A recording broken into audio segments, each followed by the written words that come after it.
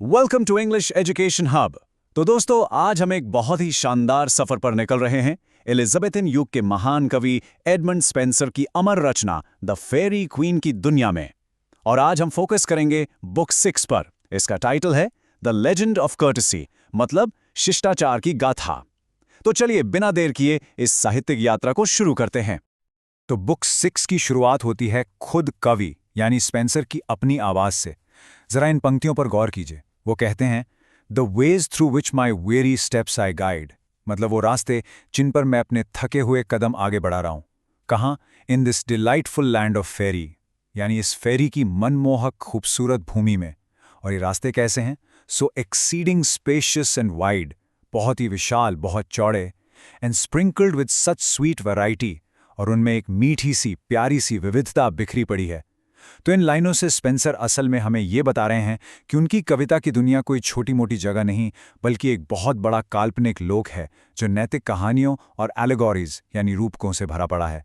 यहाँ हर चीज का एक गहरा मतलब छिपा है। तो इस पहले कैंटो को अच्छी तरह समझने के लिए ये रहा हमारा आज का रोड मैप। सबसे पहले हम स्पेंसर और उनकी इस जबरदस्त कविता को जानेंगे। फिर हम कर्टेसी यानी शिष्टाचार के थीम को समझेंगे। इसके बाद हम मिलेंगे इस किताब के हीरो सर कैलिडोर से।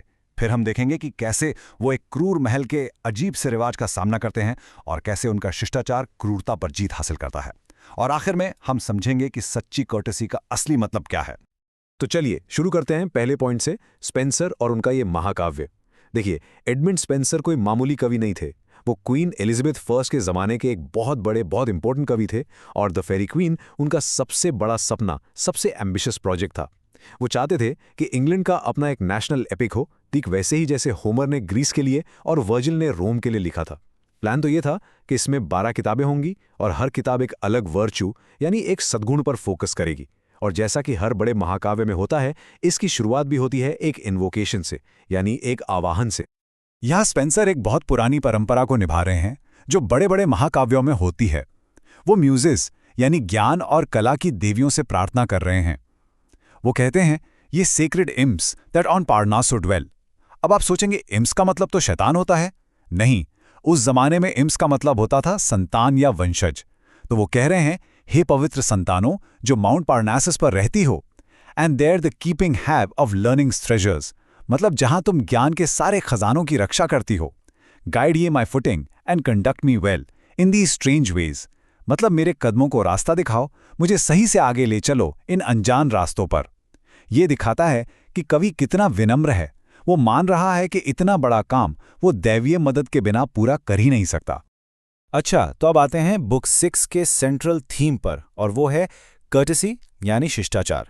पर रुकिए, स्पेंसर के लिए कर्टेसी का मतलब सिर्फ प्लीज और थैंक यू बोलना नहीं है। नहीं, उनके लिए एक बहुत गहरा, एक मॉरल वर्च्यू है, एक नैतिक गुण।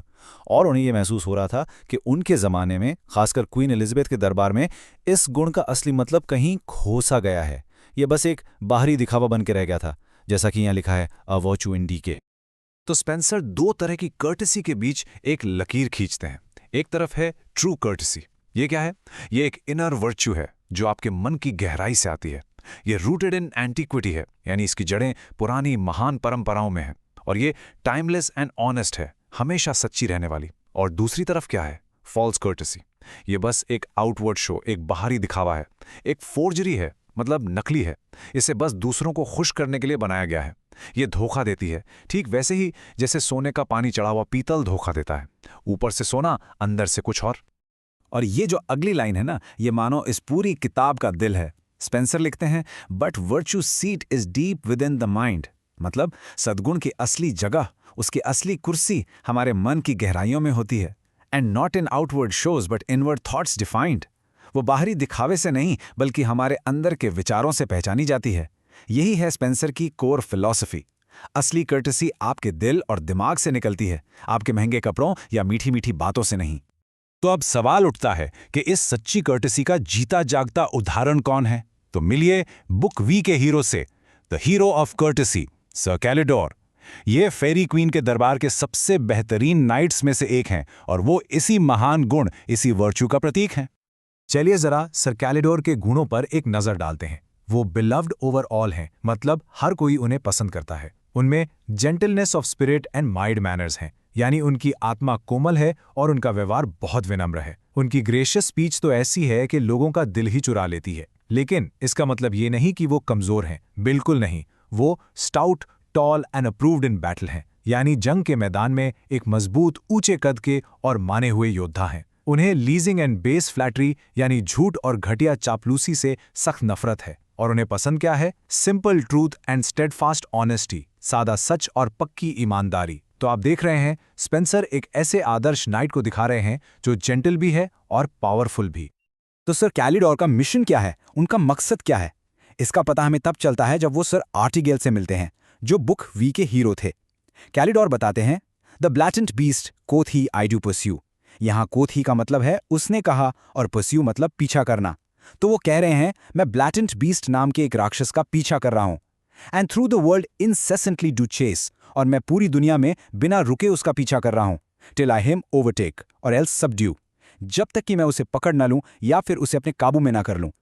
तो ये ब्लेटेंट बीस्ट है क्या भला? ये कोई आम राक्षस नहीं है, ये एक बहुत ही पावरफुल एलेगोरी है। ये प्रतीक है स्लैंडर का, यानी बदनामी का, गॉसिप का, यानी अफवाहों का, और पब्लिक डेफमेशन का, यानी सबके सामने किसी की इज्जत उछालने का। स्पेंसर बताते हैं कि इसका जन्म नरक के रखवाले सरबरस और राक्षसी चिमायरा से हुआ है। मतलब इसकी जड़ें ही शैतानी हैं। और ये करता क्या है? ये अपनी वाइल्ड टंग, अपनी घिनौनी जबान से अच्छे अच्छे शूरवीरों और महिलाओं की रेपुटेशन को, उनकी इज्जत को जख्मी कर देता है। तो कैलिडोर का महान मिशन है दुनिया को इसी बदनामी के जहर से बचाना। तो जैसे ही सर कैलिडोर अपने इस मिशन पर निकलते हैं, उन्हें एक स्क्वायर यानी एक नौजवान योद्धा एक पेड़ से बंधा हुआ मिलता है। और बस यहीं से शुरू होती है उनके शिष्टाचार की पहली असली परीक्षा, द फर्स्ट ट्रायल। वो बेचारा स्क्वायर बताता है कि पास के ही एक किले में एक बहुत ही क्रूर और अपमानजनक रिवाज है। वो कहता है, मे नो नाइट नॉर लेडी पासे अलोंग, मतलब कोई भी शूरवीर या महिला यहां से गुजर नहीं सकता। But they that ladies locks do shave away, जब तक कि उस महिला के बाल न काट दिए जाएं, and that knights bird for toll which they for passage pay, और शूरवीर की दाढ़ी को टोल टैक्स के रूप में मूंड न दिया जाए। अब आपको समझना होगा, उस जमाने में बाल और दाढ़ी इज्जत और सम्मान का प्रतीक होते थे, तो ये करना एक बहुत बहुत बड़ा अपमान था। और इस अजीबोगरीब रिवाज के पीछे की वजह तो और भी ज्यादा हैरान करने वाली है। किले की मालकिन है लेडी ब्रियाना, और वो ये सब इसलिए करवा रही है ताकि वो एक क्रूर नाइट जिसका नाम है क्रूडोर, उसके लिए दाढ़ी और बालों का एक चोगा, एक मैंटल बना सके। जी हां, आपने सही सुना। क्रूडोर ने ये वेन डिमांड, ये घमंडी मांग रखी है कि जब तक ये चोगा तैयार नहीं होता, वो ब्रियाना को अपना प्यार नहीं देगा। ये कहानी हमें साफ साफ दिखाती है कि कैसे घमंड और बदतमीजी से क्रूरता पैदा होती है। तो अब सर कैलिडोर के सामने एक ही रास्ता है, इस अन्याय को खत्म करना।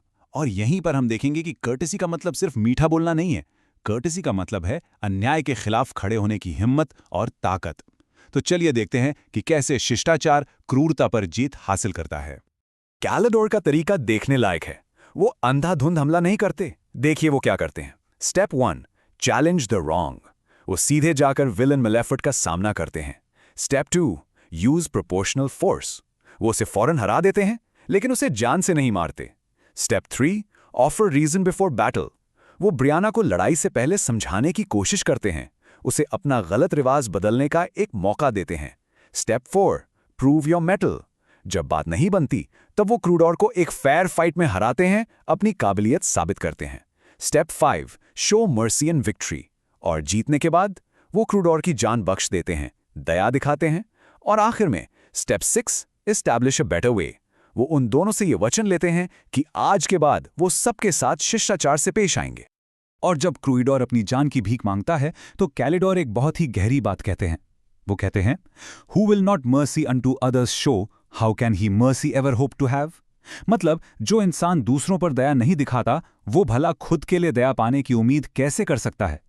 ये लाइन हमें बताती है कि सच्ची कर्टसी का एक बहुत जरूरी हिस्सा है दया। असली ताकत सजा देने में नहीं, माफ करने में है।